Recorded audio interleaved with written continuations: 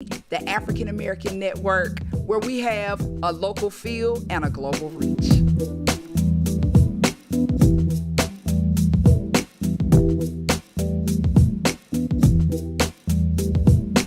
Welcome to the Coffee Break with your girl Goldie. And today we have Reginald, Bruh Man, Ballard. How you doing? I'm just dandy. You know, y'all say y'all was going to have some sandwiches, but I don't see them.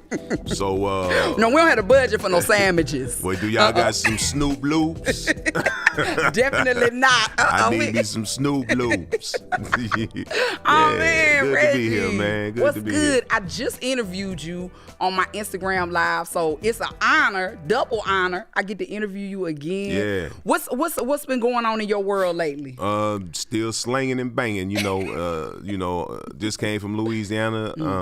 Had a nice sellout show there, and just been traveling. I have to go to West Palm in 2 weeks if it's still there. If it's still there. Yeah, no, because they getting hit with some crazy weather right now. Yeah. That's the thing. I already got my plane ticket. I'm gonna have to make some rearrangements. Yeah, some adjustments. Exactly. Yeah. Exactly. But yeah, still been doing it, you know. Yeah, we developing a show about some things that I've been going through this past couple of years, and I think it's gonna be funny. Right. Because recently, and tell me how recently, you just received a new kidney. Yep. Yeah. Kidney transplant, and my wife was my donor. Wow. And she don't never let me forget it now. Yeah, you ain't going nowhere. Go give me some water. I'm like, what? I don't feel like it. I gave you a kidney. Exactly. Woke me up 3 o'clock in the morning. Go pee. I'm like, I don't have to pee. Yes, you do. Because my kidney got to pee. That means yours got to pee too, because they used to peeing at the same time. That is hilarious. Oh, yeah, man. Yeah, but it worked out though. Yeah. So, okay, look, you originally, everybody knows you from Martin. Right. You know, you were on what you said, 13 episodes. Yeah, like 12 maybe. 12. Yeah, episodes of Martin. Yeah. But I feel like your character was like so foundational to that show. Yeah, well, you know, I think it's because everybody knows somebody like that. Yeah. You know, everybody know a character that's come to your house and make themselves at home, like they go in your refrigerator and make sandwiches and just sit back and, you know, get your remote. You know, like Bernie Mac used to tell us. He say, man, I can't believe you let somebody come over there, man, and put, you know, sit in your booty print on your couch where you been. With exactly. Your yeah. So, and it's funny because I only did 12, and I think I did like 40 episodes of Bernie. You know, did ER, NCIS, Vegas, so many other shows. But that Martin thing is the, you know, that's the staple. I don't think people realize like how wide range your career has been up until this point. Like you've done a lot of stuff in Hollywood. Majored in theater. I mean, that's what I came out to do. And you know, it was you know the character. People don't realize that I really didn't have much to say, but I was straight out of theater in college. So I said, well, you know, stage movement. I said, I use stage myself. I'm just going to move my body and do the expressions and get the laughs that way. And that's how it worked out. Whose idea was it for you to have on the too tight T-shirt, the Smedium T-shirt? I think that was Martin. Well, when we did the sweater. Episode. Oh, yeah. The first episode. And I think Martin said, yeah, man, put the sweater on. And then that was just a long running guy. We made a lot of the stuff up as we went along. On the spot. One of my favorite episodes with you is the Thanksgiving dinner. Oh yeah, episode when like you know they had cooked. Gina had cooked. She did them raggedy peas, right? And Martin Mama made the biscuits and all of that. And they left and came back, and you had ate all the food. Like that was hilarious to me. I had so much fun on that show. I mean, that's one of those jobs that I remember my uncle.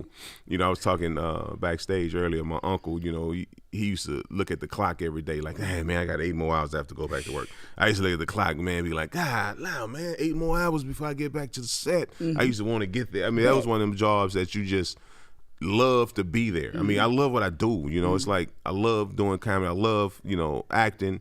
And, you know, can't wait till the next gig, you know.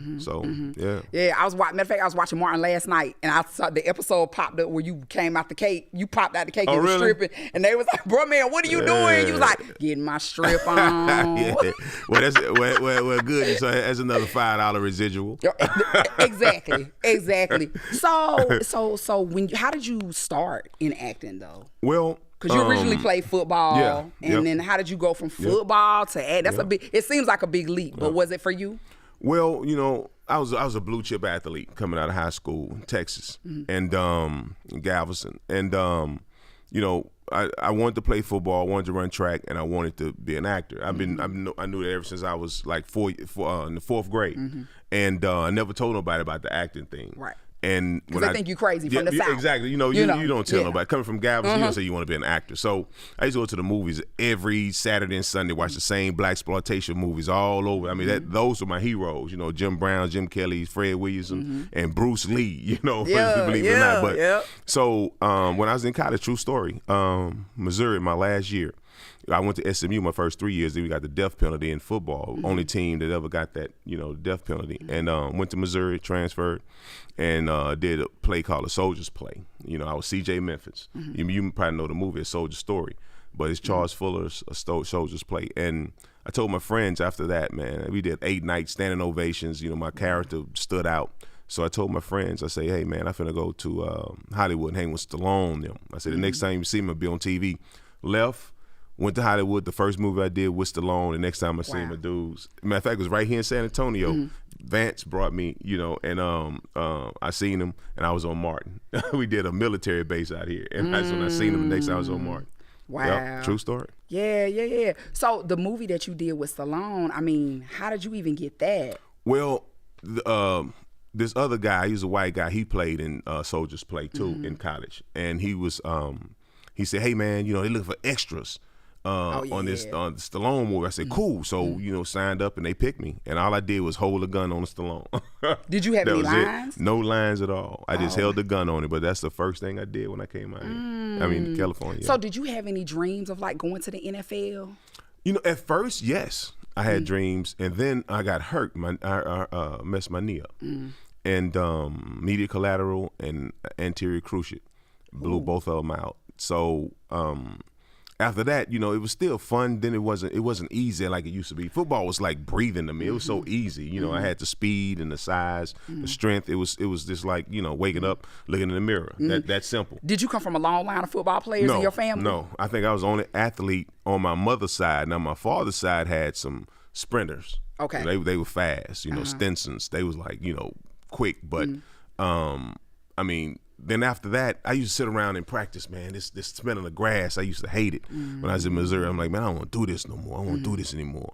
And then I said, now it's time to make that next leap. Because when I was a kid, I had the paper written on I said football, track, movies, and I had it on my door. So every time I walked out my room, I used to look at that. Wow. I don't even know if my mother ever seen the movie part.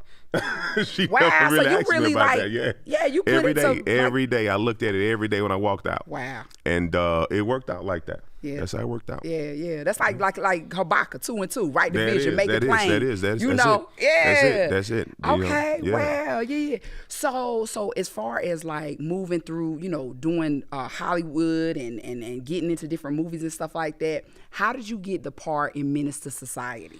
Oh yeah, because that was a lot of people missed you. A lot of people missed you in that movie. And believe it or not, I went in and auditioned for O-Dog. Okay. And they loved it. They was like, wow, man. It was like, whoa, but I was too old to play Old-Dog. And plus, Lorenz tore the part up anyway. I mean, that was his part. Right. And they said, we got to get something for you. So they gave me the part in the beginning, Yeah, that was, it was so good. And like, and I think back, I don't even remember you from watching it back in the day, but then watching it recently, I'm like, oh my God, they go Bruh Man right there. But that was such a high. How do you feel like that movie affected like the culture? It's crazy because I didn't know, when you're working on a project, you don't know, how it will, to the audience. You don't know if it's going to be a good thing or a bad thing. I just did it. And, I saw seeing all the, the accolades it was getting. And, that's reality though. However it affect, our community, it's like that's what some people live, through. They live through that, how they say art imitate life and life imitate art. That's it. Yeah. You know, we have the bad side and we also have the good side. I think we need to put a little bit more of the good stuff out there. Absolutely. You know, I mean, like Top Gun Maverick. I mean, those Tuskegee Airmen. That's their story. Right. You know, they won Top Guns and never got the accolades for that kind of stuff. So we need to put a little bit more of those type stories out. Right. I believe, you know, especially like our military history. I mean, you know the Harlem Hellfighters and you know people like that. Because I think they had that movie Red Tails. Yeah, Red Tails. Yeah, that was good, but it was just one movie. But they've done so many more things. You know, I mean the 92nd. You know, the first black troops and all that stuff went over to World War II. All the stuff that they did. You know, you don't hear about that. Take my son to tell you. My son is a history buff when it comes to military. Oh man. He can look at terrain and tell you exactly where it is in the world. Oh wow! Because he went into the military. Yeah, he was a Marine. Yeah. So now coming from Martin, like, did you realize at the time how big that show was? No, I didn't realize. And the effect that it would have, like, even today, because it's on TV every day. Yes. Well, yes and no. I knew, you know, because I was in home in Texas. You had to know it was good. I was home in Texas like a week before I got to park. And I was at home, me and my friend was watching, he out here at the videotapes. We watching, I'm laughing at Dragonfly Jones, man, that's my favorite character. I'm on the floor, literally on the floor, laughing, rolling around, couldn't catch my breath. And then the next week I come to LA, my agent say they want you to audition for Martin. I'm like, what? And so I went in, and it was crazy because I went in and I feel like you said it just like that too. I did it straight. I was like, yeah, you know, Bruh Man upstairs, fifth floor.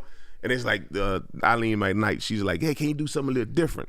I thought about my sister, you know, may she rest in peace. I thought about her and Texas. I said, I'm gonna act like Texas, you know, because Texas, we kind of drag things along. Like some people say, hey man, if it don't get done today, get done tomorrow. Texas, hey man, if it don't get done today, get done tomorrow. Yeah, exactly. So I put that in. That's how it just took off, you know. But I knew, and when I realized that the character was large, because during the Rose Bowl parade, they had a band from Houston, high school band from Houston came in town. My aunt was with them, and she said, "I want you to meet, you know, some kids." So we went. I went to this restaurant, man. I walked in the door, man. The kids started screaming and hollering and jumping up, and then that's when I knew it was big. Then I went to Houston, and I was in the audience. I wasn't doing comedy at the time. I was just in the audience, and somebody say, you know, Bruh Man in the house, man. The audience went crazy, you know. So I was like, wow. And then the magical time is I was invited to episode of Fresh Prince. Oh, and wow. I walked into the audience, man. They went crazy. Then Will came out the back. He said, yo, I want y'all to give it up for Bruh Man, you know. And he came and said, man, thanks for coming and blah, blah, blah. That was cool. Oh, my God. So I was like, yeah, this took off. So it took off. Yeah. So you, and you still, I mean, you still a working actor, but you branched into comedy. Right. So how did that come about? J. Anthony Brown. Okay. J. Anthony Brown, you know, because J. Anthony Brown was the guy that warmed up the audience for Martin, you know, so he's you know, in between takes. Hilarious comedian. So he's the one, he said, hey man, can you go to my club in Houston, you know, Uptown Comedy Spot, man, and just, you know, bring up the comics, this host. I said, hey man, can I tell jokes? He's like, well, if you think you can. Right. So I worked on a little bit in between, and I did it, man, and you know, met this dude and your manager. Met him, and he said, yo man, why don't you come, you know, host, you know, shows we going around the world.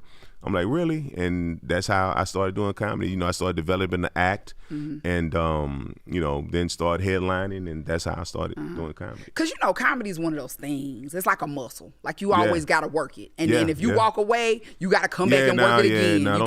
You can't let it rest. No, you can't. So, how has that part of your career been for you? Has it, you felt like it just kind of came natural to you, or has it been a lot of work? Because I tell people to this day, I'm an actor acting like a comic. I can act real well. So I can make you laugh about 45 minutes to an hour. After that, you better come get me. I get discovered. You know? Right. Hey, man, that dude ain't really a comic. So, right. But now, it worked out that way. It just, you know, I mean, it's just like Carl Payne. We both the same. It's like when you're an actor, David Allen Greer, you know, you can act funny. You know, you can, you know, if the joke's not there, you know how to act it and bring it out. So I think that's the advantage that, you know, I think an actor have over a comic. You know, I mean, they might be real good on stage, you know, but you bring them into an audition, you know, I look at them and lick my chops. I'm like, oh, you're in my world now, boy. Right, exactly. Yeah. Do you feel like it's certain types of roles that you haven't played yet that you want to? Oh, it's many that I want to play. I want to play, a lot more serious, dramatic. I have a nice dramatic reel, but I want to do more dramatic stuff. I think that's and I always want to play one of those traveling killers. Like I'm on the road going through the desert, going through the desert. This going from like maybe Texas to LA. Like No Country for Old Men. There you go. There you go. Like California, with Brad Pitt and Juliette Lewis, one of them type joints. You know what I mean? I think that's definitely. I feel like it's wide open for you. Do something like Taxi Driver. De Niro, like my favorite actor, man. I love De Niro. Yeah. I think every actor should watch Taxi Driver once a month. Okay, I'm gonna start. Because I don't think I was like watch that movie like that. Man, brilliant, man. Do you ever feel like you get locked in to Bruh Man? It's funny, like far as black directors and stuff that up and coming directors and they see me as Bruh Man, but the white Hollywood, they don't know too much about that. So that's why I got a lot of, like I say, in the Bones and NCIS and stuff like that. I mean, they let me just go. So yeah. Wow, yeah, because it was a sitcom. What was the most recent sitcom? I think I'm trying to remember the name of it now that you did. You were kissing the lady. I don't even. Oh, you talking about Crumbs? Yeah, Crumbs. That was my first. Can you believe that was my first kissing scene in the movie? Really? Oh man. Jane Curtin. Was it Jane awkward? Curtin. Was your wife in the back like this? Nah, it really wasn't. I'm gonna tell you what was awkward with me and my wife because it was this actress that we was in SMU together. She was in acting. And we were friends, but my wife used to think we had something up. Oh, but we never had nothing up. We was just friends. But I did Caroline in the City. Okay. And guess who played my girlfriend? Her. That I had to kiss. Yep. Oh, man. And I was so nervous that I couldn't. I was so nervous with the kiss that the producer said, you know what? Just do a hug. And that's why she wasn't my first kiss in the Exactly. But but Jane Curtin, man, from Saturday Night Live, the original Conehead, she was my first on-screen kiss, man. I mean, because I didn't know how to do it, and it's funny. Right on the set, I called him my theater professor, and Clyde Ruffin, and Clyde said, "Hey man, I gotta do a kissing scene. I don't know what to do." He said, "Hey, first thing you do, you don't put your tongue in her mouth." Unless you get permission. I said, oh, that kind of relaxed me, right? So when I came on the set, Jane Curtin, she was like, Reggie, I'm married. I said, oh, yeah, me too. So we knew right then and there we weren't going to do the tongue thing. No tongue now. It's disrespectful. Exactly. So, recently we were in San Antonio together. We did the event for the Kidney Foundation here. Right. What's some of the things that you're doing with that moving forward? Texas Kidney Foundation. Yeah, we trying to, bring people aware, make them aware of free screenings and kidney disease, especially black people, because one thing about especially black men, we don't go get checked for anything. I mean, we find, like if a white person discover a knot in his leg, he gonna go to the doctor. Right. Black man find a knot in his leg, we gonna feel on the other leg to see if a knot on that leg, but not on that leg. We're like, oh, it's cool, supposed to be there because it's on both of them.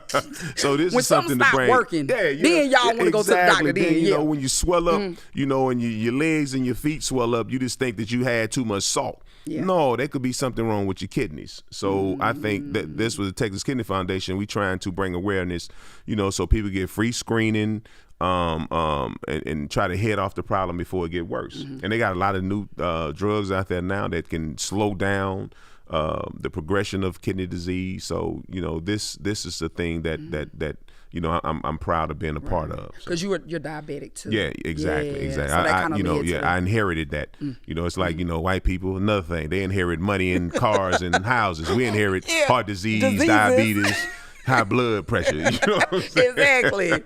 Oh, Lord. So my grandmother had it. It's like I'm the only one that skipped all her kids and came and got me. The healthiest one in the family. I mean, the athletic. Yeah. I mean, I never had a drink in my life. Wow. Never smoked in my life. Wow. Never done drugs in my life. I can't even tell you how alcohol tastes. You ain't hit the blunt not one time. Not one time.